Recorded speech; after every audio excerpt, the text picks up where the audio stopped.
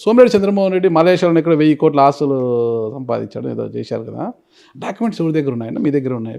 Documents ఆ రోజు అన్ని కోర్టులో ఉన్నాయి. ఆయన దానికి సంబంధించినటువంటి ఫేక్ డాక్యుమెంట్స్ అన్నాడు. అది అవునా కాదా రుజువు చేయమన్నారు. ఇంతవరకు రుజువు చేయలేకపోతున్నాడు. అవునా కాదా, ఉన్నాయా లేవా చెప్పమను. లేవని చెప్పి ఒక ఆధారం చూపించమను. నేను ఒక అభియోగం చేశాను నీకు అతని మీద, చూపించమను. నా దగ్గర లేదు, ఇప్పుడు నేను నీ మీద ఒక అభియోగం చేశాను. నువ్వు దానికి సంబంధించినటువంటి దాంట్లో అయ్యా ఇదిగో పలానా దగ్గర ఈ అభియోగం వచ్చింది, ఈ అభియోగానికి సంబంధించినటువంటి ఆధారం ఇదే అని చెప్పి చూపించమను.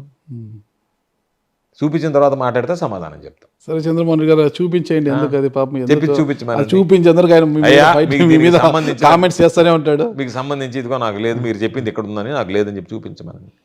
గతంలో సర్వేపల్లిలోకి సోమిరెడ్డి చంద్రమోహన్ రెడ్డికి అలుగు పెట్టనివ్వను, సర్వేపల్లి నాది అన్నట్టుగా మీరు మాట్లాడారు. నేను ఎప్పుడు మాట్లాడలేదు.